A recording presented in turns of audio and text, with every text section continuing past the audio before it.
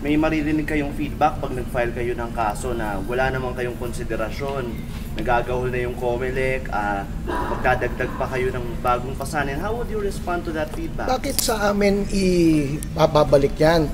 It was the responsibility of COMELEC all along. We complained about this 2010. We complained about this 2013. Ngayon, ginagawa na naman nila 2016. Ito nga yung sinabi namin sa Supreme Court.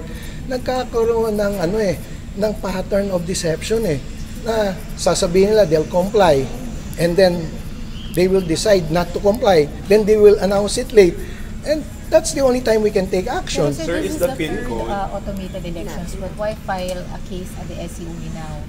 Because this case was, we filed a case on the source code in 2013.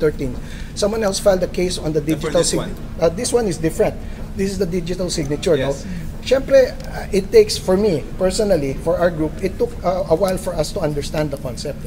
But other groups have been filing it before, the IT people. And now, it comes as a matter of, siguro, experience.